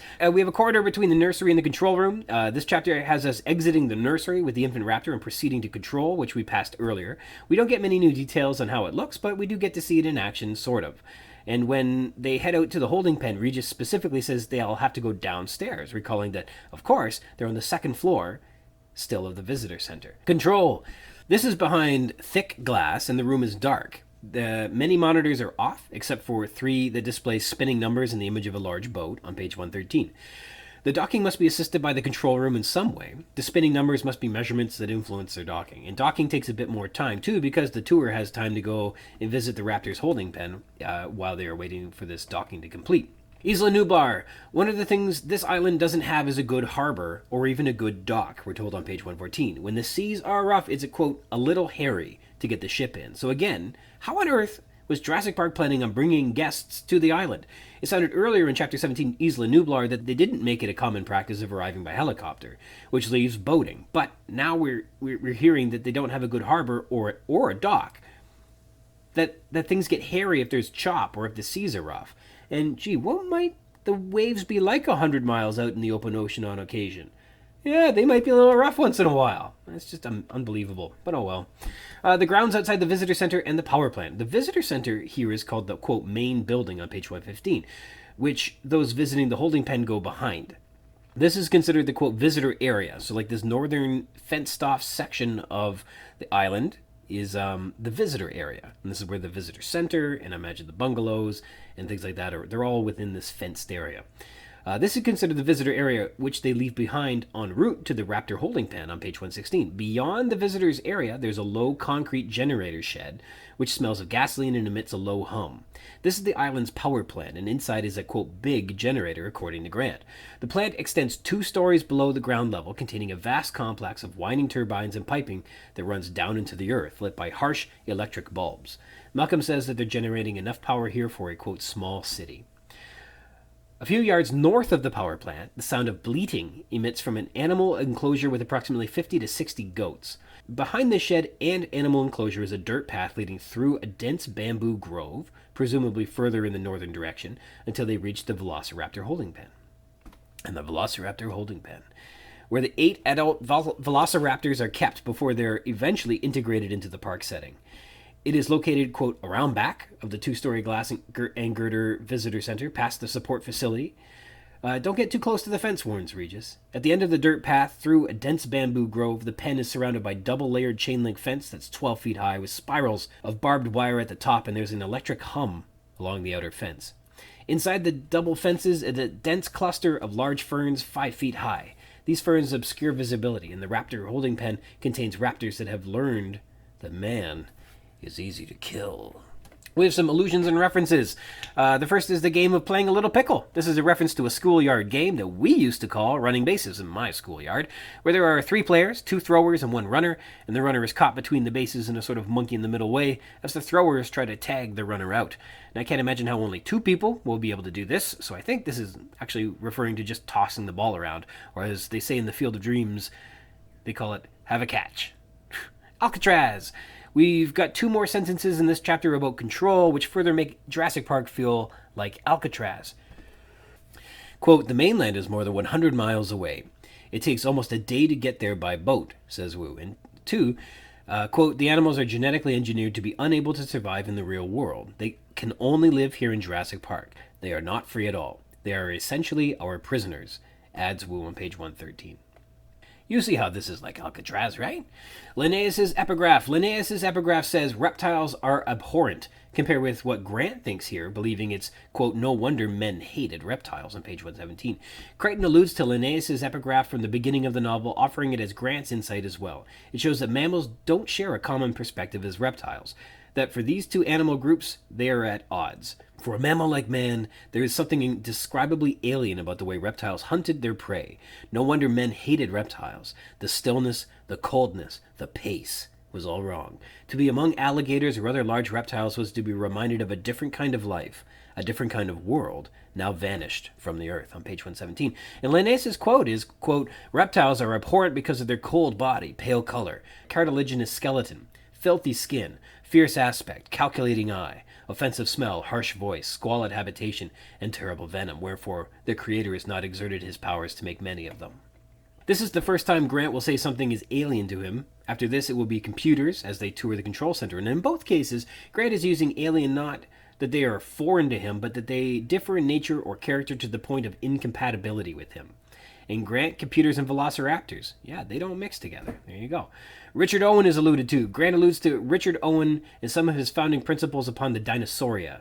Owen was an English biologist, comparative anatomist, and paleontologist, and was considered an outstanding naturalist with a remarkable gift for interpreting fossils, says Wikipedia.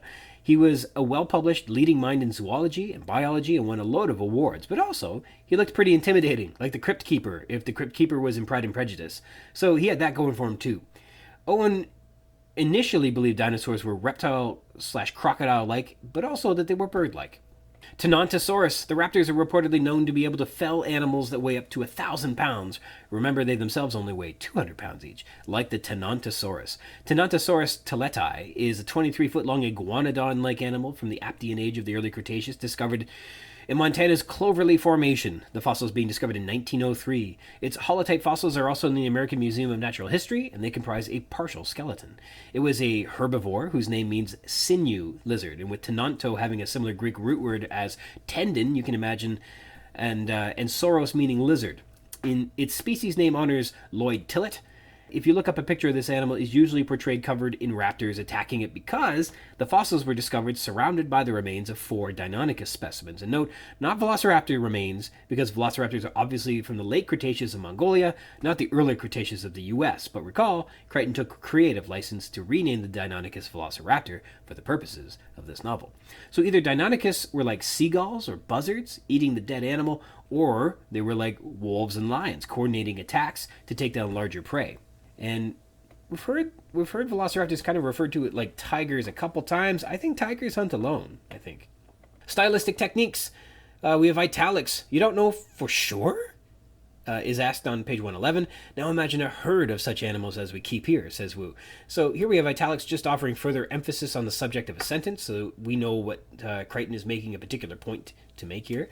Mongoliensis and Anteropus, as well as Velociraptor, Deinonychus, Stegosaurus, and Tenontosaurus are all italicized as well. This is kind of in following with the academic paper style of italicizing the proper names of the scientific names of animals as they're being spoken. As well, we have he's hunting us on page 117 is a thought that gives Grant a chill, and it's written in italics as if this is a thought that's suddenly coming to him, and it gives him a shiver. So that's kind of neat too. The pace was all wrong, suggests Grant, that the velociraptors and reptiles behave more in ways that are entirely unintuitive to the mammalian experience. We just don't see the world the same way. And again, think back to the pilot episode Epigraphs, as I mentioned earlier, and the quick discussion on snakes and reptiles licking their eyeballs and crawling all over each other in mangled heaps of bodies. Tim also swears in italics, and Ellie admits the raptor attack happens so fast in italics. So when people are pressed, the italics come out. Be glad for that fence, senor, says the black man in coveralls to Malcolm, and I can't help but think that the italics on senor, which is a customary sign of respect, may be given extra emphasis because he may be indicating less than respect while saying it. Or put differently, he's saying, with all due respect, buddy, be thankful those fences were there. Oh, and the final one here we got, I shall be extremely interested to see the control room now, says Malcolm, with emphasis on extremely, because man-hunting velociraptors with a taste for killing humans are even more dangerous than just regular velociraptors, which are already said to be the most rapacious dinosaurs that have ever lived. Therefore, how they are controlled is even more important. Ellipses. It shows itself to be flawed, says Sattler. The open-ended ellipses welcomes Wu to finish the sentence. So there's here ellipses is used as kind of an invitation to continue the sentence. M dash. We get the M dash here is fun. The velociraptor M dash. You said it was a Mongoliensis, where the M dash serves to introduce the point of a sentence. So that's somebody asking a question. Then later the M dash serves as a parenthesis where Regis is interrupted from speaking. M dash. He glanced at his watch. M dash, and then resumes speaking on page 114. And then again we have, quote, of course this animal didn't realize that he had been spotted, that he M dash. And here the M dash again serves as a way to graphically represent a sudden interruption. So here, that stylistic technique is 3 different ways in one chapter. We have a colon. Colon gets used a couple times. So I wonder, colon, have they learned somewhere along the line that humans are easy to kill? This colon presents an excellent cliffhanger at the end of this chapter, which I think we can all enjoy. The colon separates apart from the rest of the text. What is the consequence up to this point of the novel? Also, the colon is used thusly. The power plant actually extended 2 stories below the ground level. Colon, a vast complex of winding turbines and piping that ran down in the earth, lit by harsh electric bulbs on 116. A colon is to give emphasis, present dialogue, introduce a list or text to clarify a composition's title, which this colon doesn't really do. It just kind of lists features one would find inside the shed, but it's not an itemized list, or a bulleted list, or a sequential list, and usually listed items, when not in a bulleted form, use semicolons between list items to separate everything, which it doesn't do. In other words, this colon is used like somebody who is in 9th grade. And more problematic is how this is shoehorned into this contrived, what I'll call exposition. This description of the power plant isn't being spoken by anyone, and nobody sees it. It's just expositional text revealing what is inside this low concrete shed that's humming. Nobody can see the 2 stories down. Nobody can see the harsh electric lights. This sentence seems like an afterthought, added after everything had been put together. It just doesn't fit here, nor follow the common practice that Crichton generally employs of having characters observe, opine, or speak for the purposes of description, elaboration, and exposition. In fact, generally, Crichton is excellent at this because his characters actually characterize the bias behind an argument, a motivation or a perspective, whereas this is just some haphazardly added bit of data, some omniscient narrator dropped in here, and it shows. Casually, you blow right by this, but here's a moment where some combination of authors or editors or something have tweaked something, maybe on the fly, and the regular, seamless, and characterized exposition we're frankly privileged to get in this novel doesn't hold up to the standard in this example. In terms of literary techniques, we have analogies. So here's an analogy. Quote, I don't know if you've ever seen elephant droppings, but they are substantial. Each spore is roughly the size of a soccer ball. Imagine the droppings of a brontosaur 10 times as large. Now imagine the droppings of a herd of such animals as we keep here. So here, Henry Wu is using the analogy of a big pile of plop from an elephant and then elaborating upon that. So he's giving you a reference, the analogy of elephants pooping at the zoo, which we've all seen that, and then scaling it up for a herd of apatosaurs. Wu also mentions the dung beetle as a mechanism for breaking down elephant spores. Hence, they aim to create a species to break down the sauropod spores. Idioms. Quote, get a little hairy when the boat comes in on rough seas, says Arnold on page 114. I looked into the idiom, and it sounds like this is a military term originating somewhere around 1935 when a troop went out on patrol and things went poorly. They said things went a little hairy. And this possibly is because it made their hair stand up on the back of their necks or something like that. That's one explanation I saw. How does that sound? Metaphors. Quote, twin bursts of hot sparks describe when the first raptors strike the electric fence, and using the word twin suggests not just that there was two bursts of sparks, but that they are born at the same time, that the coordinated attack was in perfect timing, that they both strike at just the same time. This is Crichton showing that their collaborative attacks are very coordinated, their strikes almost surgical in their timing, and that's impressive wordplay. Foreshadowing. Malcolm is chiefly the agent of foreshadowing in this novel, and he continues to be so here. So I wonder, have they learned somewhere along the line that humans are easy to kill? The group fell silent as they walked. In any case, Malcolm said, I shall be extremely interested to see the control room now. Yeah, I'll bet. What are some of our motifs in this book? The illusion of control. Grant tells us in this chapter that he suspects, quote, even young kids learn the complicated names of dinosaurs as a way of exerting power over the giants, a way of being in control. And then we have, I guess in this chapter, in this book there are a few characters who do not know the names of dinosaurs. We know Malcolm has trouble with the Procompsognathus, and I think Gennaro does as well. Wu doesn't seem to know the names of all the dinosaurs, but maybe he does. He seems to be a little too busy to learn them. And Nedry doesn't know the names of dinosaurs. So here we got a couple characters that have trouble with the animals, and they don't know the names of them. I mean, it's not like Chris Pratt just sticking his hand out and telling them to stop, but maybe this is an example. If they're not respecting the animals, they don't even bother to learn their names. Maybe you don't stand much of a chance out in the wild against them. Your level of respect for them doesn't exist high enough. Sketchy science. The famous lysine contingency comes into us in this chapter. Wu describes how the dinosaurs they've cloned are reliant upon them for essential doses of lysine, which without, they fall into a coma and die within 12 hours. This is a safety protocol to prevent animals from escaping. However, looking a bit more closely at what lysine is, it's an amino acid commonly used in proteinogenesis, a process by which your body automatically performs, which incorporates the amino acids biosynthetically into proteins during translation, whatever that means. That's about as general as I'm able to convert what I read about this into, but know that these proteins that are created perform a, quote, vast array of functions within organisms, including catalyzing metabolic reactions, DNA replication, responding to stimuli, providing structure to cells and organisms, and transporting molecules from one location to another. These all sound very important to do that thing called living. So lysine is important to live because it's essential for proteins to do the things that they do to help living things live. I've read that, in fact, quote, the most common role for lysine is proteinogenesis, playing an important role in protein structure.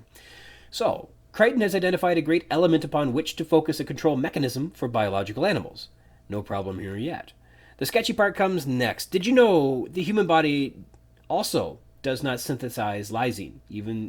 Jurassic Park did not have to meddle with our DNA for us to also not synthesize lysine. Even though it's essential in humans, though. It must be obtained through diet. So we as humans are not unlike Jurassic Park's dinosaurs. We also must have lysine in our diets or else we fail.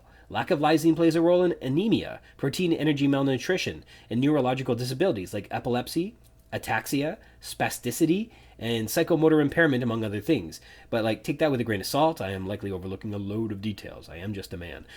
Have you ever worried that you're not eating enough lysine? Of course not, because it's available in high-protein foods like eggs, meat, specifically red meats like lamb, pork, and poultry, soy and beans and peas and cheese, fish like cod and sardines, as well as in cereal grains, legumes, and pulses. Basically, lysine is found in food. Bonus lysine is good. It's added to animal feed in multi-billion-dollar global animal feed industries where it helps optimize the growth of livestock like hogs and chickens. So, unless the animals are being fed something other than food, they should be getting lysine. It's just part of a healthy diet. Jurassic Park handlers would have to try awfully hard to provide the dinosaurs with food that lacked lysine, or in order for them to be dependent upon their tablets. And escaped animals, so long as they're eating food, should be able to find lysine as well. Perhaps Wu made them reliant upon a higher quantity of lysine than usual? I don't know. Park management. They must import food to the island every 2 weeks, we're told, on page 112. And there is no way an island this small can support these animals for any amount of time, says Wu. And I'd like to think that their waste management would be equally challenging, that it'd be, this dinosaur dung that they've bred compies to try and break down. I don't think they could catch up to that either. I think that they would have to be deported every 2 weeks as well. That's just me. And here we learned that the supply boat, the ANB, delivers supplies every 2 weeks from the mainland. Bow down before the master. It must be noted Crichton knew full well that Deinonychus antiropus wasn't a velociraptor, but found that the name velociraptor was way cooler sounding, and so took artistic license and just ignored the name Deinonychus altogether, thus naming his villain Velociraptor instead. It's not a mistake. It's artistic license, and perhaps that's what we could say about almost all of this novel. Is this novel a great scientific paper? No, absolutely not, full stop. But did Crichton's choices when using artistic license make the final 200 pages of this novel into some of the most intense dinosaur science fiction the world has ever known? Yeah, it did. So I'm willing to cut him some slack. His instincts for having nature run amok are very strong. We need to take a break from calling Crichton out on his sketchy science and nitpicking all the mistakes in the last few chapters. It feels dishonest as a fan to say you love something and then poke and pick at all its warts and scars. But the truth is, we love it despite its flaws, and maybe that's what love is. We need to greatly appreciate that Crichton is actually masterfully stringing up a series of marionettes, and he's the puppet master that's going to make them all dance. All of the details, all of the science, the locations, the characters, the graphs, and the charts, and the dialogue, it's all going to pay off later in the book. There are no empty calories in here. From the start of the tour right up to when they exit the Land Cruisers to mess around with that Stegosaurus, Crichton has been juggling details and the plot, and as the chapters go on, he's adding more and more insane items to the juggler's trick. Like when that busker gets up on a unicycle and juggles bowling pins, chainsaws, lit torches, and then a newborn baby at the same time. That's what Crichton's doing. Literally, this may be Crichton at his very finest. The teratogenic substances, the eggs, the ultraviolet lights, the security cards all play a part in the final chapters. The double redundancy, safety procedures, and systems of control are all carefully erected to sound good, but reveal their flaws without our noticing, unless we're Malcolm. And we're even attacked by a pack of man-eating velociraptors who've acquired the taste for human blood in this chapter. He's setting up a Rube Goldberg contraption, or lined up the dominoes, or whatever metaphor works for you, and he's about to let this thing loose on people. He just needs Nedry to execute the command. It's such a cool book. Cloning dinosaurs. Through the process of cloning animals, it's easy to lose count of how many viable species they've created here at Jurassic Park, because as a new species develops, over 6 months, they realize an error has been made in the DNA, a releaser gene doesn't operate, a hormone isn't released, or other problems in the developmental sequence. The natural park management question to me is, What is done with the medical and biological waste after all these eggs, embryos, and terminated lives are discarded? We know that there must be thousands of eggs discarded after the 0.4% success rate leaves them with 99.6% of the production floor a waste. Not to mention these 6-month-old animals who have releaser genes or hormones failing. Remember, these animals grow very fast, reaching maturity in 4 years. At 6 months, they could be hundreds of pounds en route to becoming multiple tons in weight. I wonder what this process is. Practically, it makes sense to have an on-site crematorium, maybe? But better than shipping it all away, I don't know what they would do. Who knows? Again, I'd love to have a zoo agent to speak with about this stuff. In terms of cloning animals, it sounds like there is some picking and choosing going on at Jurassic Park. When they discovered the natural waste problem, they bred jackal-like scavengers to break down the herbivorous spores, which was a good thing. Wu also suggests that they chose not to breed the largest of the sauropods because feeding and maintaining such immense animals was impossible on an island the size of Isla Nublar. So they must have like a couple extra species in their back pocket that they could be breeding, but they choose not to. And that's kind of interesting. In terms of a timeline, we learned that there are 3 batches of copies released 6 months apart. And that would suggest that maybe the first batch of copies were made. They might be, I guess, relative new additions to the park. The first batch being released maybe only 18 months ago, or something like that. I don't know. 3 groups, 6 months apart, anyhow. Grant believes that kids are fascinated by dinosaurs because these, quote, giant creatures personified the uncontrollable force of looming authority. They were symbolic parents, fascinating and frightening like parents. And kids love them as they love their parents. He also suspects even young kids learn their names, acquiring the ability to say, quote, complicated names as a way of, quote, exerting power over the giants, a way of being in control. Of the dinosaurs, Crichton has Grant employ the name Stegosaurus as an example of a difficult dinosaur name to pronounce that young kids learn. And while this might be an early favorite dinosaur name for young kids to learn, it's hardly an example of a difficult name to pronounce. The Procompsognathus is more challenging, and while it refers to an animal we've already learned about in the novel, it doesn't represent a likely species that a young child will blurt out. But if we look at the animals on InGen's list, we see that there's a good example already being cloned on the island, the Euoplocephalus. That's a mouthful, plus cohesive with the rest of the story. What's the worst or most complicated dinosaur name? One that comes to my mind is the Opisthocolicaudia, a sauropod named after its caudal vertebrae with a very Greek nomenclature. But as an English speaker, there are all kinds of names that are either given to honor Polish scientists, or now it's common to have names that refer to the localities from which the dinosaurs are discovered, but then using ancient ancestral names for those localities because dinosaurs are ancient animals from before the modern names of the localities. So we get ancient, oftentimes aboriginal names for localities in South America, China, and Africa that just don't play nice with the English language. And you get some very difficult to pronounce names as a result. But that's enough complaining about how dinosaur names don't conform to Anglo-centric worldviews, so that's enough of that. It's not a fight I'm worth having. Elaborating on velociraptors, Grant also says that there at least some species of dinosaurs are believed to have been, quote, quite intelligent, but nobody knows for sure on page 116, just as we segue to meeting the velociraptors, which is no coincidence. We're told the velociraptors have, quote, rows of jagged teeth during the quick attack outside the holding pen on 117. I have to take some umbrage with this. It's a little unclear as to what exactly I think is going on here. It sounds like the teeth are jagged and that they have rows of teeth in their jaws, which isn't quite what's happening here. Rows of teeth sounds like something a shark would have, where there's your teeth, and then behind those teeth is another row of teeth, and coming behind that row of teeth is another row of teeth. That's rows of teeth. That's what that means. But even though it sounds like Crichton is saying that, what he's really saying is that there are multiple raptors, and the attacking pack of raptors has, between them all, multiple rows of teeth. That sentence could have been a bit clearer. As well, the teeth themselves, I do not think, are meant to be, quote, jagged teeth. They aren't covered in pointy hunks like the peaks of a mountain range. Rather, the teeth appear in a jagged row in the jaws of all these raptors. While a velociraptor tooth does have a serrated edge, it'd be impossible to view those serrations without a very close inspection. So the teeth do not appear jagged themselves, but rather the row of teeth is jagged looking in their jaws.